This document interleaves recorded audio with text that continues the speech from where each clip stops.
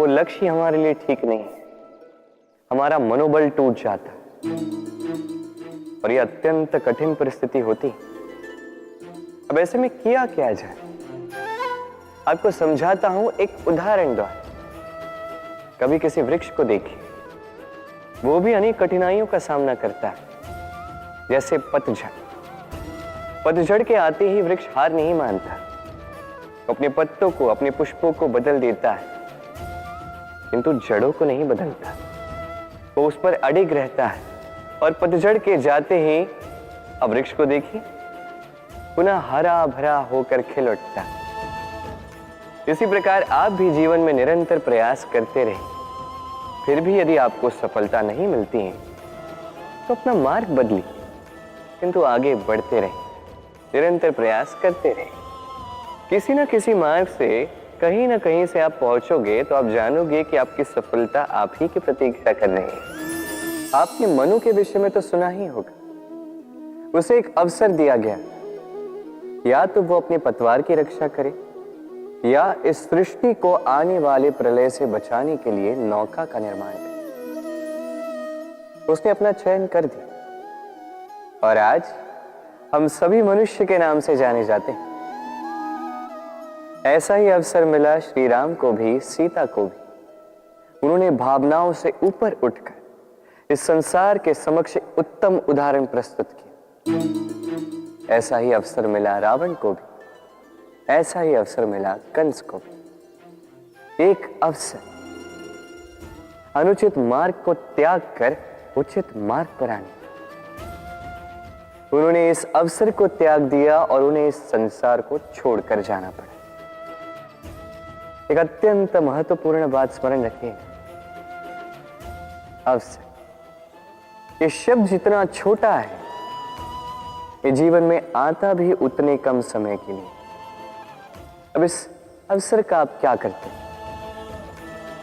इसका लाभ उठाकर अपने नाम को प्रकाशित करते हैं, इस संसार में, इतिहास में स्वयं को अमर करते हैं, या असफलता का उदाहरण बनते हैं? निर्णय आपका। स्वप्न, स्वप्न ये शब्द हमारे जीवन में कितना महत्वपूर्ण है। कुछ स्वप्न ऐसे होते हैं जो हम रात्रि की मीठी निद्रा में देखते हैं, तो कुछ स्वप्न हम खुली आंखों से देखते हैं। कुछ स्वप्न हमें मीठी नींद देते हैं तो कुछ हमें सोने ही नहीं देते। अब खुली आंखों से देखे जाने वाली ये स्वप्न छोटे हो सकते हैं या बड़े, किंतु इससे जुड़ी होती है सफलता। अब आपको एक बात समझाता हूं, ये है आपके स्वप्न, ये है सफलता। अब इनके मध्य की कड़ी है कठिनाई। तो जितने बड़े स्वप्न होंगे उतनी बड़ी कठिनाई, जितनी बड़ी कठिनाइयां उतनी ही बड़ी सफलता। स्मरण रखिए, सबसे ऊंची उड़ान भरने के लिए बाज को मेघों से ऊपर उठकर उड़ना पड़ता है। तो इन कठिनाइयों से दूर मत भागिए। अवश्य ये वही कठिनाइयां हैं जिनसे संसार दूर भागता है। ये वही कठिनाइयां हैं जो हमारे जीवन में ना आए इसलिए लोग प्रार्थना करते हैं, किंतु ये वही कठिनाइयां हैं जिसका सामना करके आपको वह सफलता प्राप्त होगी, आपको आपका लक्ष्य प्राप्त होगा। प्रसन्नता,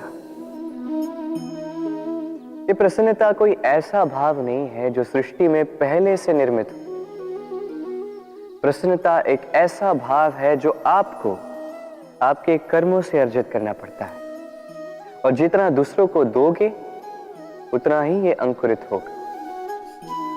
अर्थात जितनी प्रसन्नता दूसरों को दी जाएगी उतनी ही प्रसन्नता स्वयं चलकर आपके पास आएगी। अब आप कहोगे ये तो अत्यंत कठिन कार्य है, ये कैसे संभव है? सबको प्रसन्न रख पाना तो स्वयं महादेव के वश में नहीं, हम तो साधारण से मनुष्य हैं, ये कैसे हो पाएगा?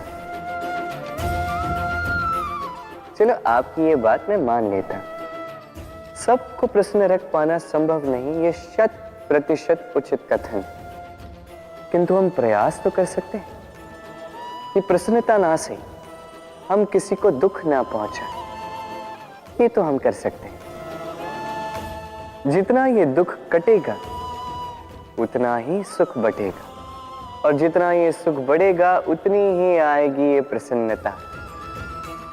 तो आई और इसी प्रसन्नता के साथ कही राधे राधे।